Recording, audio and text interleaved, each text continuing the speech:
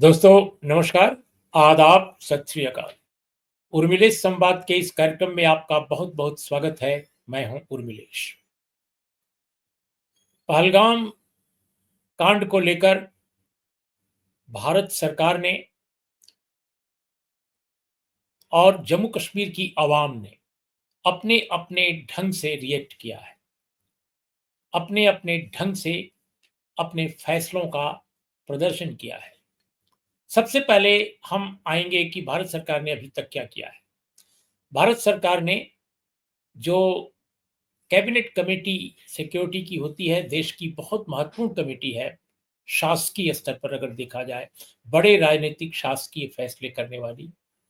उसमें जो डिसीजन हुआ 23 तारीख की शाम को, देर शाम, कि जो इंडस वाटर ट्रीटी बहुत महत्वपूर्ण ट्रीटी है, जल संधि है भारत पाकिस्तान के बीच, उसको फिलहाल सस्पेंड कर दिया गया है। ये बहुत बड़ा फैसला है, बहुत बड़ा फैसला है।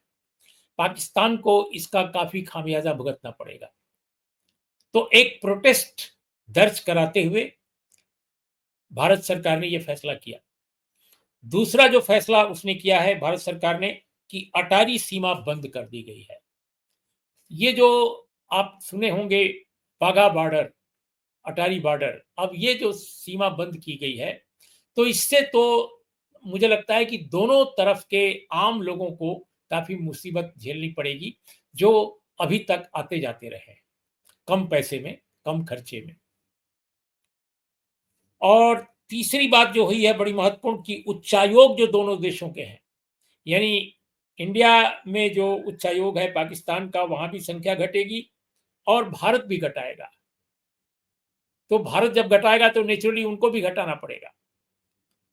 तो ये 3, कहने को तो 5 फैसले, 6 फैसले हैं, लेकिन ये 3 मुझे बहुत प्रमुख लगते हैं, जो प्रभावित करेंगे इंडो पाकिस्तान रिलेशंस को, और इसमें अवाम भी प्रभावित होगी, दोनों देशों की। 48 घंटे में पाकिस्तानी जो होंगे यहाँ, उनको देश छोड़ना पड़ेगा। ये भी एक महत्वपूर्ण फैसला है। तो इस तरह के कई फैसले लिए गए हैं, तो मैंने आपको कुछ महत्वपूर्ण फैसलों को सुनाया। तो ये तो शासन की तरफ से जो अनाउंस किया गया। आगे शासन क्या करना चाहता है, भारत सरकार कैसे रिएक्ट कर रही है, क्या भविष्य में होगा, ये हम अभी नहीं बता सकते। बहुत सारे लोग, मीडिया के लोगों, नागरिक समूह हों, संगठन हो राजनीतिक, सब भारत सरकार पर, बहुत सारे ऐसे समूह हैं जो कह रहे हैं कि ये कर देना चाहिए, वो कर देना चाहिए।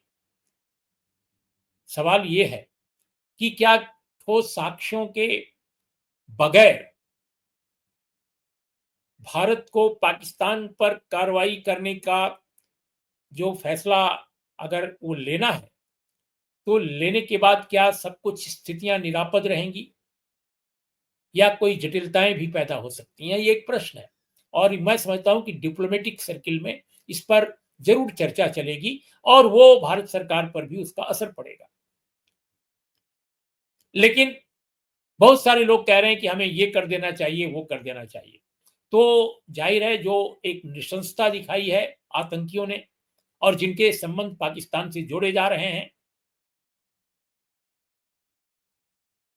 प्रामाणिक कागजात, दस्तावेज जब जुटा लेंगी हमारी एजेंसियां, तो जाहिर है उसको पब्लिक भी वो कर सकती है सरकार, और तब कार्रवाई के लिए, एक्शन प्लान के लिए एक आधार भी बनेगा।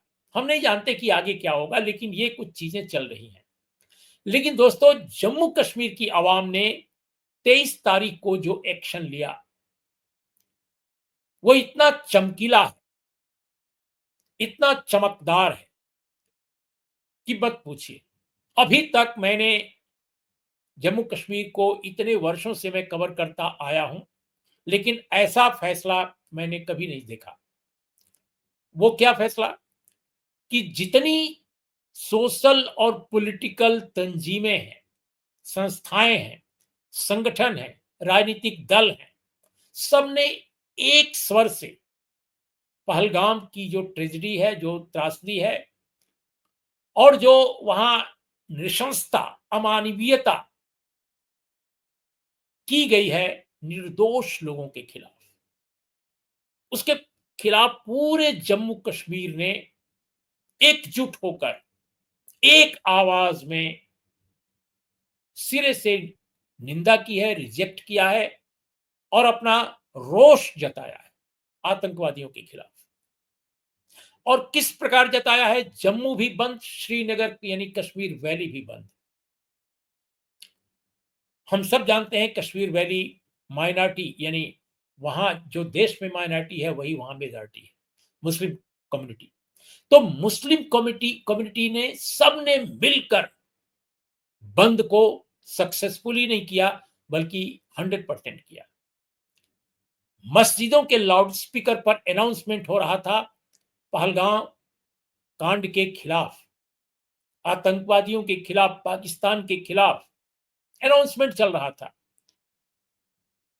एक जमाना था जब जोड़ा जाता था कि कश्मीर की आवाम पाकिस्तान के नारे क्यों लगाती है, जय जय की, जिंदाबाद के नारे क्यों लगाती है, आजादी के नारे क्यों लगाती है।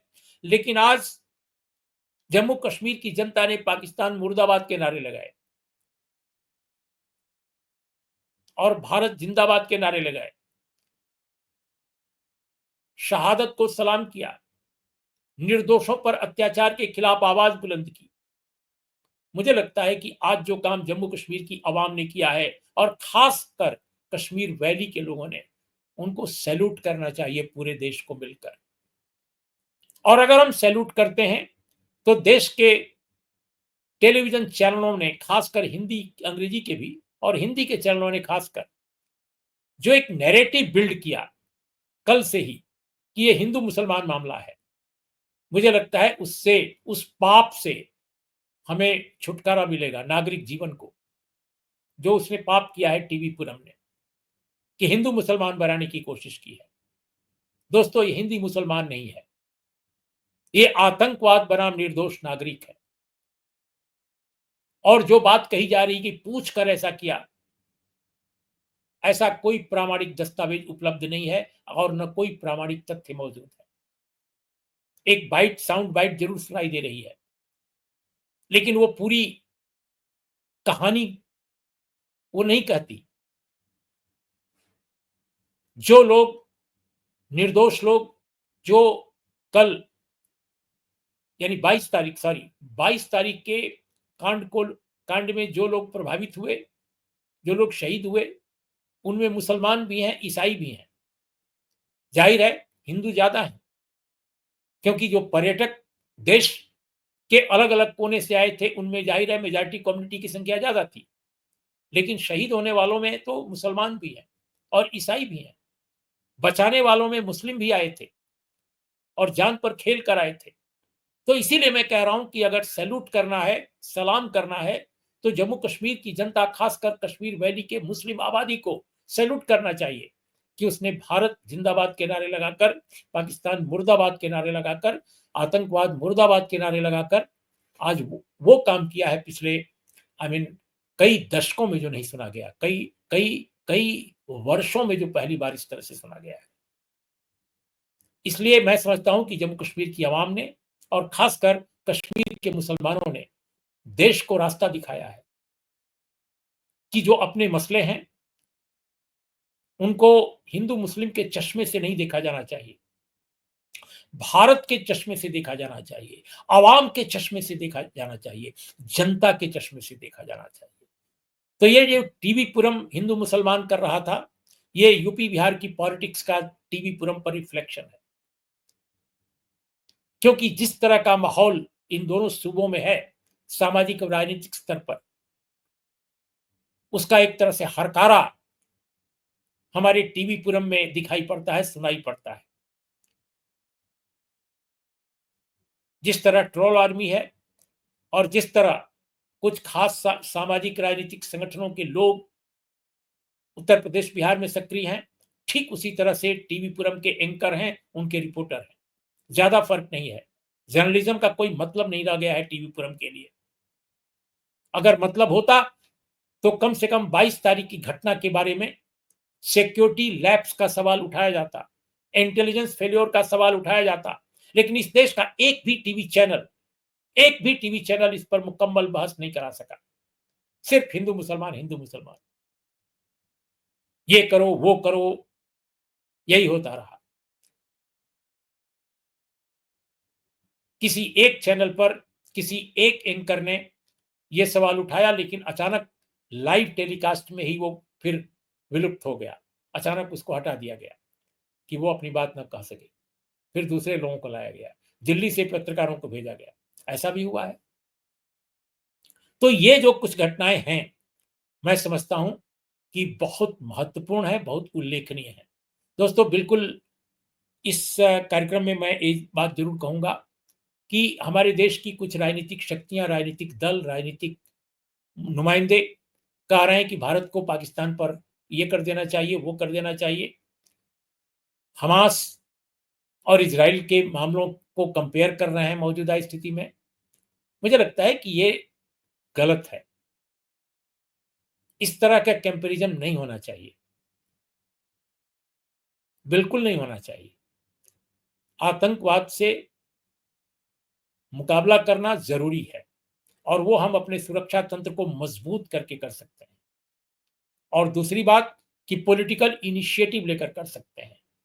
यानी सुरक्षा तंत्र की मजबूती और राजनीतिक पहलकदमी, ये दो चीजें जरूरी हैं आतंकवाद या किसी भी तरह के डिसकंटेंट से फाइट आउट करने के लिए।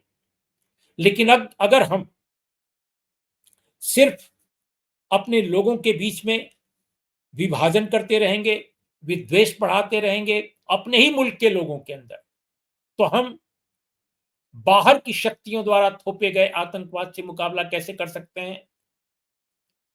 इसलिए अंदर जो शक्तियां हमारे अंदर के लोगों को बांट रही हैं, हिंदू मुसलमान में या अलग अलग खेमों में, अलग अलग जातियों में, उन्हें अपने नापाक हरकतों को रोकना पड़ेगा, उन पर पाबंदी लगानी पड़ेगी कि वे ऐसा न करें। पूरे देश की अवामी एकता जरूरी है। जिस तरह जम्मू कश्मीर के लोगों ने आज कौमी एकता का प्रदर्शन किया 23 तारीख को, कौमी एकता का, वैसे ही पूरे देश को अवामी एकता का प्रदर्शन करना पड़ेगा। तब जाकर हम एक मजबूत राष्ट्र के रूप में उभरेंगे, और वो बहुत जरूरी है। कोई भी राष्ट्र केवल हरबा हथियार से मजबूत राष्ट्र नहीं बनता। कोई भी राष्ट्र जनता की ताकत से मजबूत राष्ट्र बनता है। उसकी सुख, समृद्धि, शांति, उसकी शिक्षा, उसकी दीक्षा, उससे बनता है। इसलिए ये बहुत जरूरी है। और बिल्कुल आखिर में दोस्तों, दो बात कहकर अपनी बात खत्म करूंगा कि हमने देखा कि जब भी कभी विदेश का कोई बड़ा नेता भारत आता है, तो हाल के कुछ वर्षों में ऐसी गतिविधियां जरूर होती हैं, इस तरह के एक्शन जरूर होते हैं, इस तरह के टेररिस्ट एक्शन जरूर होते हैं। मुझे नहीं मालूम कि किन वजहों से जेडी वैंस के दौरे में दौरे से पहले जब योजना बन रही थी, तो इंटेलिजेंस रिपोर्ट, सुरक्षा तैयारी, इनके बारे में क्या जायजा लिया गया, कैसे लिया गया?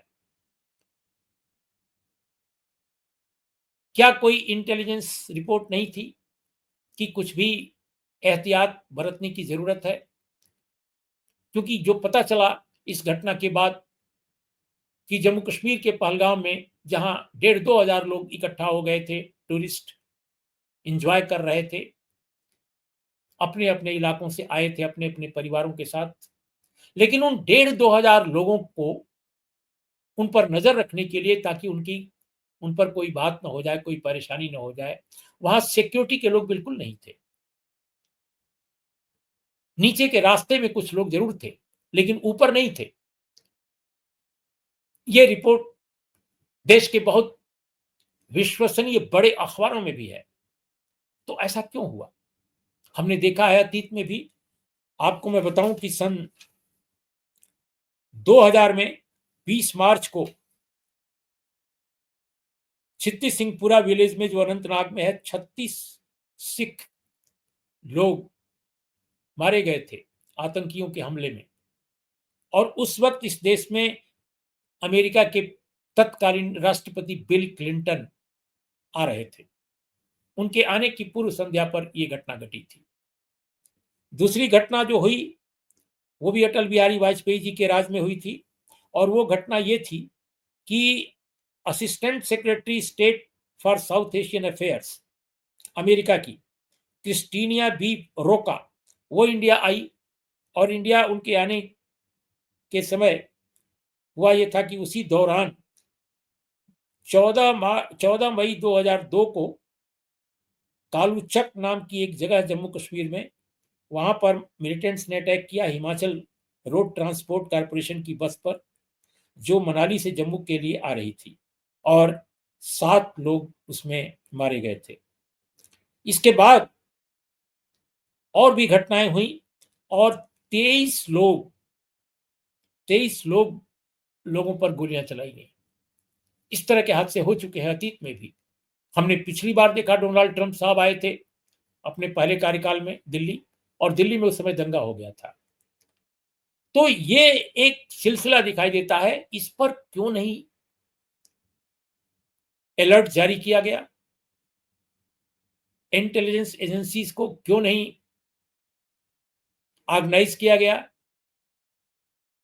कि ऐसे हालात में कहीं कोई घटना न घटे, इसकी तनिक भी संभावना न छोड़ी जाए, तनिक भी आशंका न छोड़ी जाए? ये एक बड़ा सवाल है। मुझे लगता है कि इस पर एक बेहतर ढंग से इसकी छानबीन सरकार को करनी चाहिए।